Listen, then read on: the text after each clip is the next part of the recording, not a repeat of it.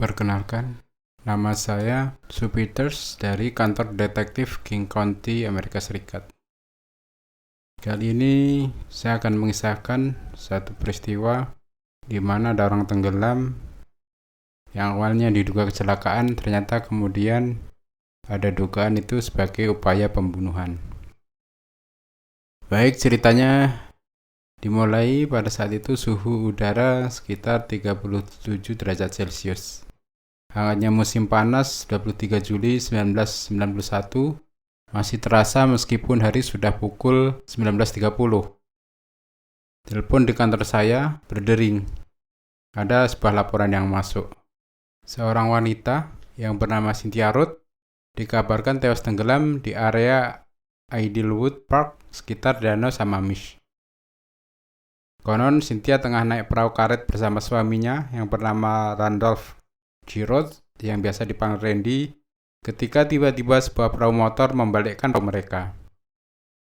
Tubuh korban yang tampak biru dibawa ke Overlake Hospital dan dinyatakan tewas pada pukul 18.35 oleh Dr. David M. Rossell. Detektif Larry Conrad dari Departemen Kepolisian Redmond sempat berbicara dengan suami korban. Ia memberikan keterangan tertulis. Mereka naik perahu karet. Setibanya di tengah-tengah, sang istri terjun berenang. Namun kemudian mengalami kram di kaki. Perahu terbalik menutupi sang istri. Si suami berusaha mengembalikan posisi perahu karet, namun sayang, sang istri sudah tak sadar. Namun ada lagi versi lain yang diceritakan Randy. Perahu karet mereka terbalik akibat getaran perahu motor yang lewat. Ketika ia berusaha membalikkan perahu karet pada posisi semula, istrinya sudah tidak sadar. Anehnya, para petugas pantai tidak melihat adanya peristiwa yang membahayakan tersebut. Suami korban sama sekali tidak menunjukkan sikap seorang yang membutuhkan pertolongan. Ketika jasad Cynthia dibawa ke Overlake Hospital untuk menjalani otopsi sesuai prosedur yang berlaku, Randy kelihatan tidak setuju, tetapi ia tidak bisa menghalangi. Yang mengganggu pikiran saya adalah reaksi sang suami yang tak kelihatan sedih sama sekali. Ia bahkan tidak mengacuhkan dua bocah berusia 10 dan 7 tahun yang menangis meraung-raung setelah mengetahui ibu mereka tewas. Departemen Kepolisian Redmond sementara mencatat peristiwa itu sebagai kecelakaan yang masuk dalam kasus nomor 914177. Betulkah Cynthia tewas akibat kecelakaan? Apakah ia bukannya sengaja tenggelamkan? Saya tergelitik untuk lebih jauh melakukan penyelidikan. Saya dan kawan-kawan lalu memulai menanyai 100 saksi mata. Pada tanggal 24 Juli 1991, surat kabar jurnal American memuat tenggelamnya Cynthia di halaman muka. Sang wartawan menulis kematian Cynthia akibat penuhnya pengunjung pantai saat itu dan kurangnya petugas penjaga sehingga ia terlambat mendapat pertolongan. Mike McFadden, umur 19 tahun, salah seorang penjaga pantai yang bertugas saat kejadian menolak tuduhan di atas. Ia melaporkan pada saya bahwa pria dalam perahu karet tersebut mendayung dalam kecepatan lambat. Ia tidak menunjukkan gelagat ingin cepat-cepat mencapai pantai, sementara para penjaga pantai mencoba memberi pertolongan pernapasan pada istrinya.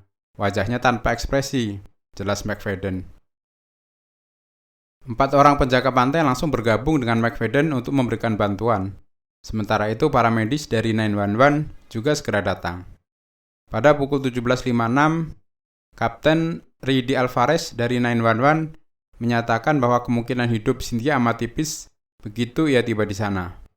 Namun mereka semua memperoleh kesan yang sama, heran atas ketenangan Randy. Ia sama sekali tidak memperlihatkan sikap seorang suami yang istrinya tengah tertimpa musibah. Saya melihat Randy seperti tengah menjalankan skenario yang sudah disiapkan. 4 hari setelah kematian Cynthia, saya mewawancari Randy di rumahnya. Pria ini menjawab semua pertanyaan dengan lancar. Saya lalu mulai melacak orang tua Cynthia. Ayah dan ibunya, Hazel dan Mark Locks, tampak amat terpukul. Kehilangan putri kesayangannya yang baru berusia 34 tahun membuat kakek nenek ini hampir tak bisa berkata-kata. Belum setahun rasa terkejut mereka hilang atas keputusan Cynthia menikah lagi dengan Randy di Reno. Kini datang berita yang lebih menusuk.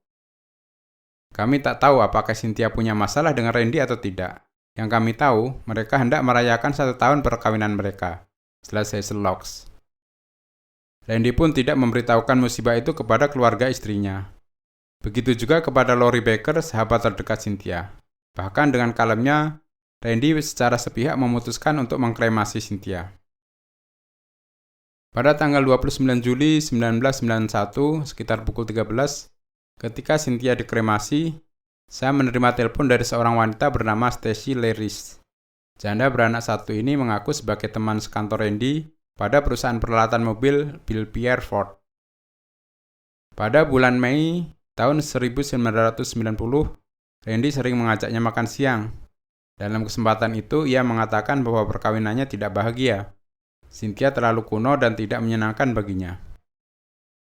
Randy tidak ingin hidup berdampingan dengan Cynthia lebih lama lagi. Kontrak saya dengan Cynthia akan saya akhiri pada 1 Agustus 1991. Konon Randy pernah berucap demikian. Pada saat Randy berbicara itu, Stacy tidak begitu mempedulikannya. Wajah Randy memang sedih dan tidak bahagia. Tapi menurut Stacy, pria beristri suka bersandiwara. Berita tentang tenggelamnya Cynthia di surat kabar membuat Stacy teringat kembali pada Randy. Tanggal 24 Juli 1991, Stacy menelpon Randy untuk menyatakan duka cita, tapi yang menerima adalah mesin penjawab telepon. Beberapa jam kemudian Randy menelpon Stacy. Stacy menawarkan bantuan. Saya baik-baik saja dan merasa lega, kata pria yang mendadak sontak menjadi duda. Yang mencengangkan Stacy, Randy malah mengajaknya berkencan makan pagi bersama di House of Pancake tanggal 27 Juli 1991. Padahal jasa Cynthia belum juga diperabukan. Randy juga berkata bahwa polisi mencurigai dirinya dan bermaksud melakukan interogasi. Jasad istrinya belum lagi dikremasi, Randy dengan tenang sudah mengajak wanita lain berkencan. Maka Stacy pun memutuskan menceritakannya kepada saya. Pada tanggal 1 Agustus 1991, tepat setahun perkawinan Randy dengan Cynthia, Randy diminta datang ke kantor polisi untuk menemui saya dan Molinex untuk memberikan keterangan tentang kematian istrinya. Kalimat yang diberikan pria ini panjang-panjang. Dengan tenang, ia menceritakan detail peristiwa yang menimpa istrinya. Sejak berita kematian Cynthia dimuat di surat kabar, telepon di kantor saya terus berdering. Masukan tentang pria yang bernama Randy Giroud berdatangan. Cynthia pasti sudah merasakan adanya tanda-tanda bahaya. Baginya, keselamatan anak-anak adalah nomor 1. Ia tak mungkin meninggalkan anak-anak berenang tanpa pengawasan kalau tak terjadi hal yang lebih berbahaya, kata salah seorang teman Cynthia. Peristiwa tenggelamnya seorang wanita bernama lengkap Cynthia Baumgartner, janda Tom Baumgartner, Ibu Riley yang berumur 10 tahun, dan Tyson yang berumur 7 tahun, menguak kehidupan Randy Giroud yang lebih dalam lagi. 4 orang detektif bekerja sama menangani kasus yang cukup rumit ini. Peristiwa yang tadinya dianggap kecelakaan kini jadi berubah. Saya ditelepon seorang wanita bernama Mary Jo, yang mengaku hampir menjadi istri keempat Randy. Janda dengan 5 anak ini merasa begitu tersanjung sebagai wanita. Randy begitu romantis dan penuh perhatian saat mereka berkencan. Bunga mawar merah dan perhatian begitu melimpah. Bahkan, ia tak keberatan untuk pada suatu kali turut mengurus 5 anak bawaan Mary Jo. Tak heran Mary Jo pun memutuskan pindah ke tempat tinggal Randy. Namun romantisme dan segala perhatian Randy lenyap dalam waktu 4 bulan. Begitu Randy tahu, Mary Jo tak layak asuransi karena menderita kanker. Tanpa tahu apa salahnya, Randy memutuskan untuk berpisah. Mary Jo pun hengkang dari rumah Randy. Selain itu, Mary Jo juga menginformasikan bahwa istri pertama Randy adalah Donna Sanchez, bukan Janice Miranda. Dialah ibu dari putranya Greg. Telepon dan temu muka berikutnya adalah dengan Donna Cliff, mantan istri ketiga Randy. Janda muda beranak 1 ini bercerai dari Randy pada tahun 1985. Randy menjadi berbeda dan begitu dominan setelah saya menjadi istrinya. Mawar merah dan sentuhan romantis tidak lagi terjadi setelah kami menikah. Ia pun ayah yang keras, lebih-lebih terhadap Greg. Hukuman badan kerap diterima Greg. Titik puncak yang membuat saya meminta berpisah dengannya adalah perlakuannya terhadap anak perempuan saya yang berusia 3 tahun dan usahanya menenggelamkan saya. Pada suatu kali, Randy begitu antusias ikut piknik.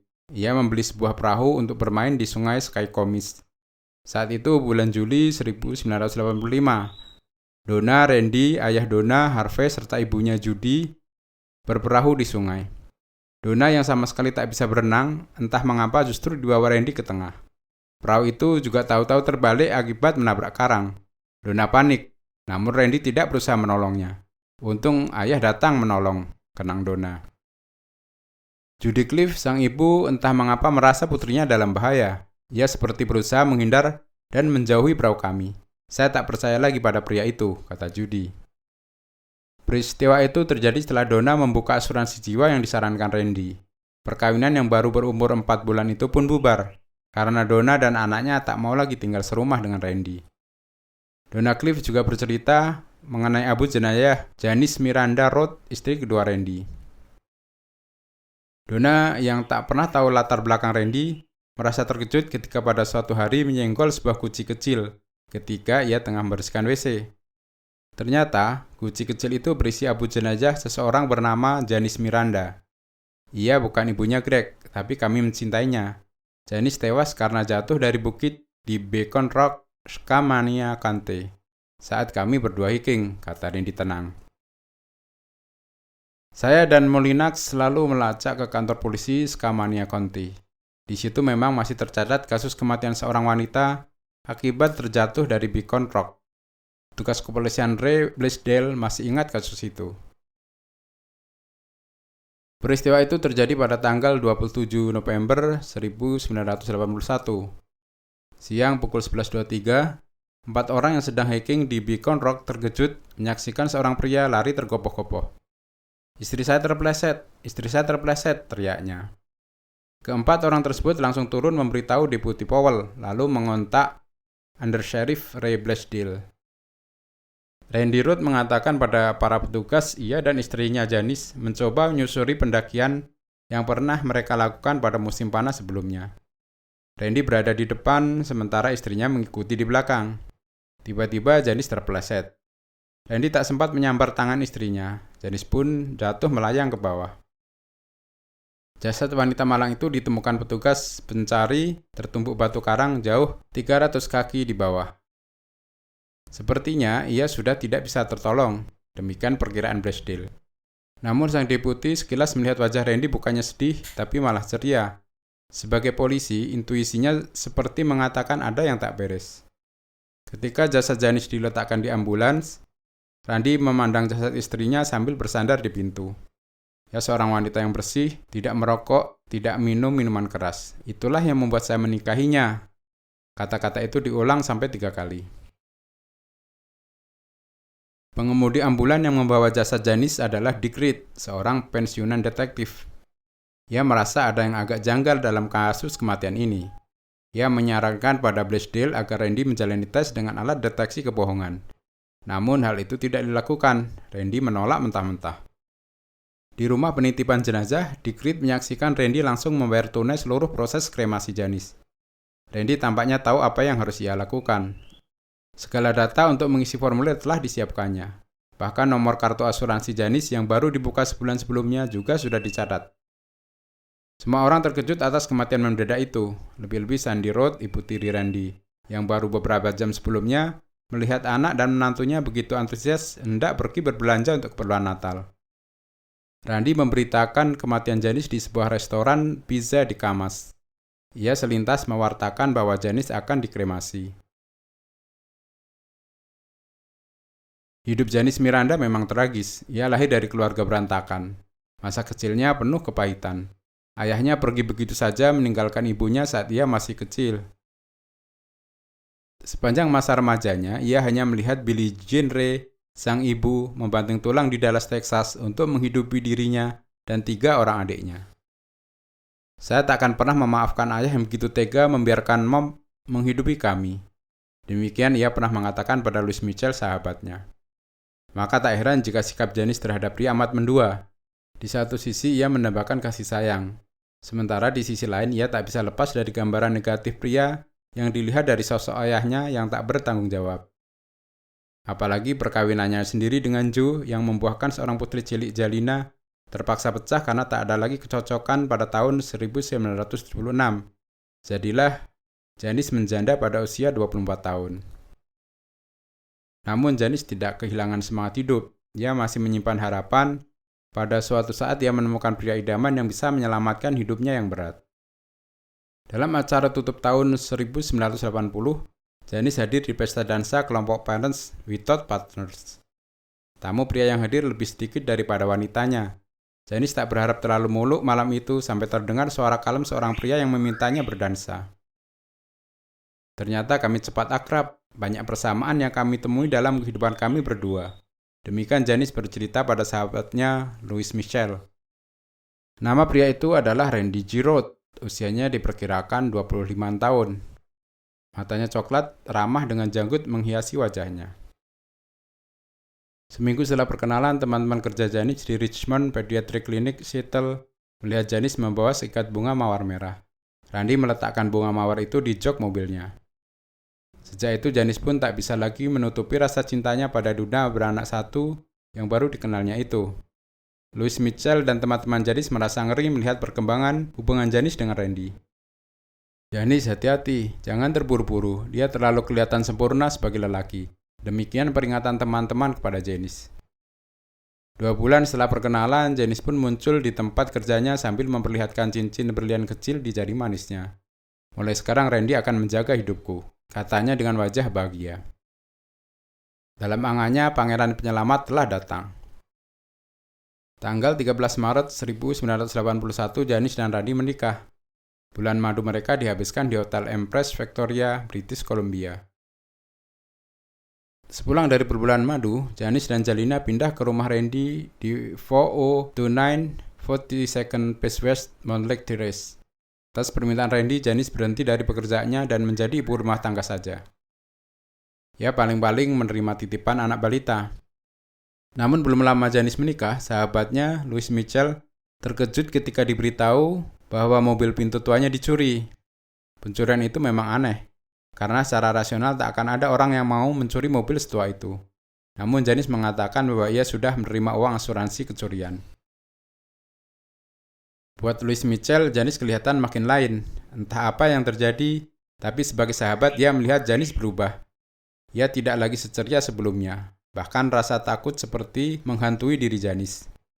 Seandainya aku tidak cepat-cepat memutuskan untuk menikah, keluhnya. Apakah Randy memukulmu? Tanya Louis. Tidak, tetapi saya merasa ia berbeda.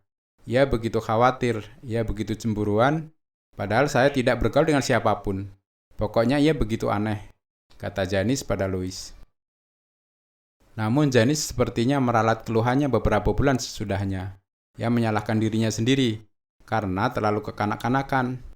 Randy memang tidak lagi romantis, tetapi ia punya perhatian terhadap Jalina dan dirinya. Buktinya, Randy berniat membeli rumah di daerah Montlake Terrace. Biarpun pengeluaran bulanan mereka jadi membengkak, Janice tak bisa menutupi rasa bahagianya memiliki rumah sendiri. Untuk menjamin masa depan anak-anak, kita harus membuka asuransi. Demikian Randy mengusulkan pada Janice. Jika salah satu dari kita meninggal, masih ada biaya untuk anak-anak dan uang pembayar cicilan rumah. Demikian tambahnya.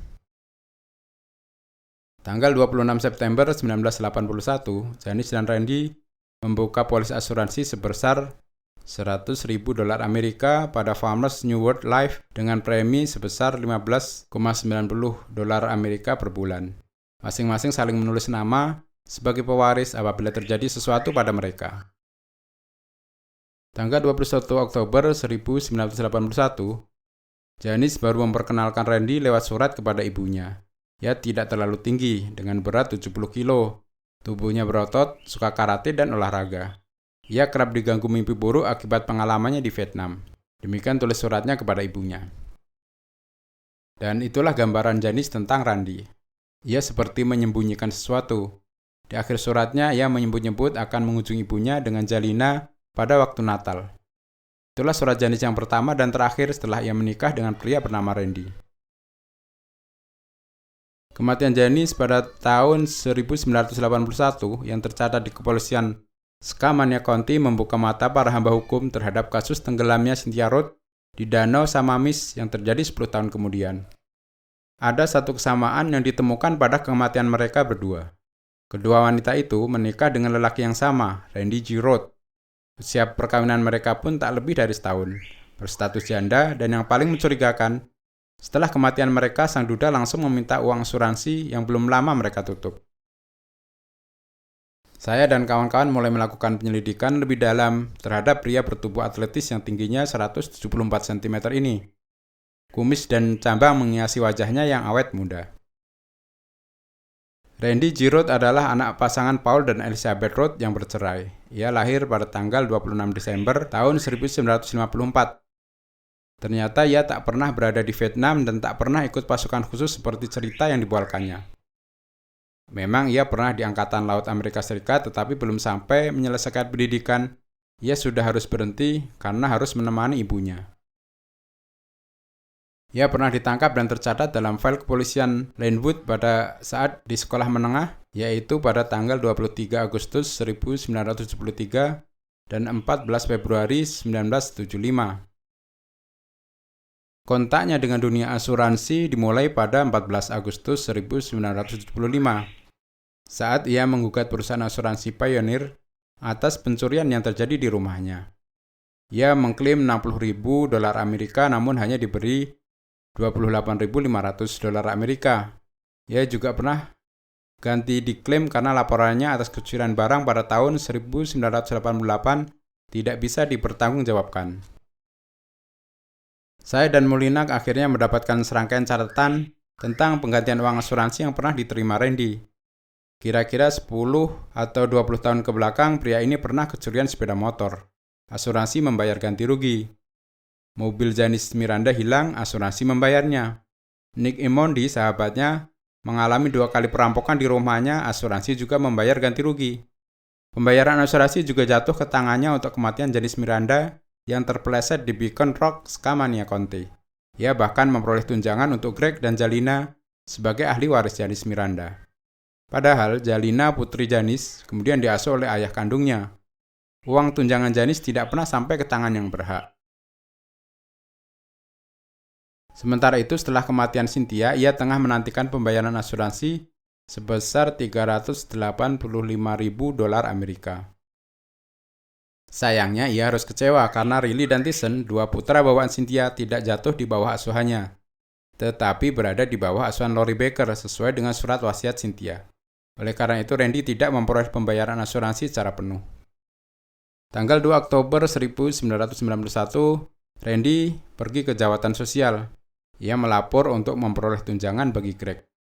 Greg adalah anak satu-satunya almarhumah Cynthia, demikian keterangannya pada petugas jawatan sosial.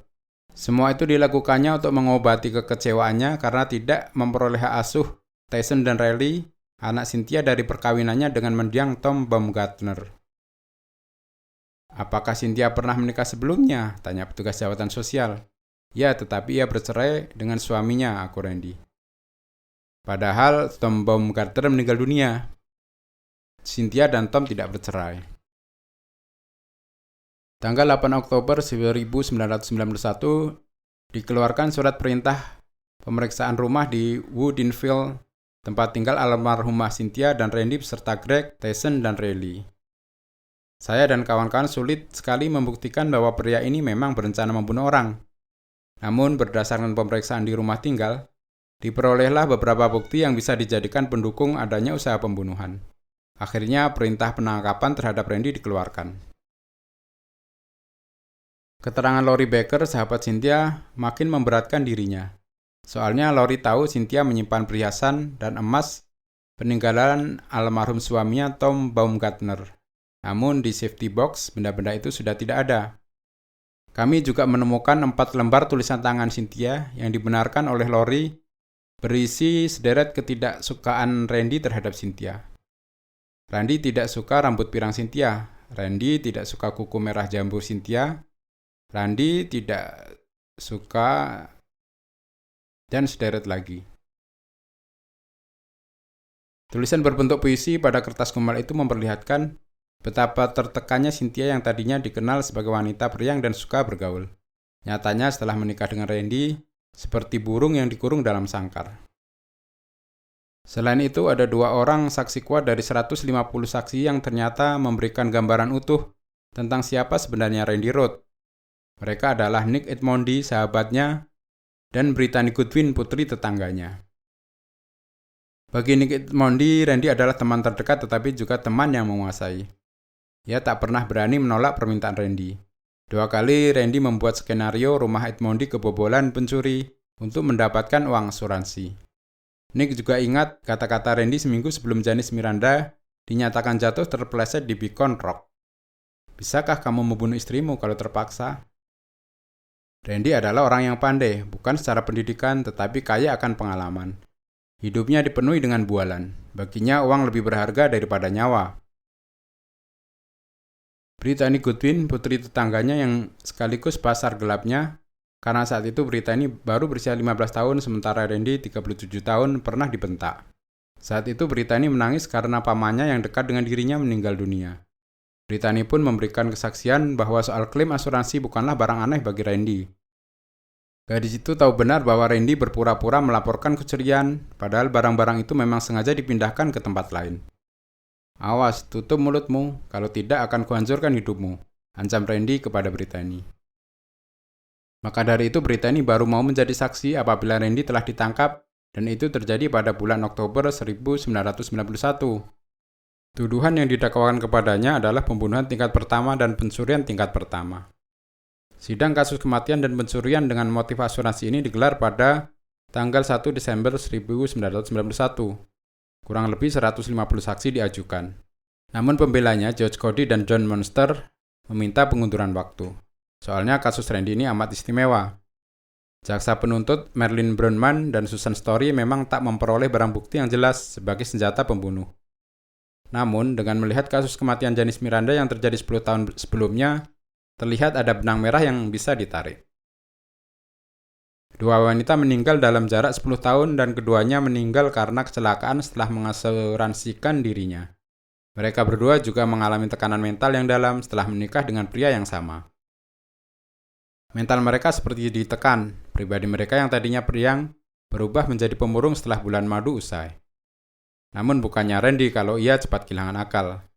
Di kursi terdakwa, para juri tidak menemukan pria atletis berkumis yang ganteng seperti sebelum ia ditahan. Randy yang ada kelihatan kurus, tua, dan lemah. Matanya tertutup kacamata tebal.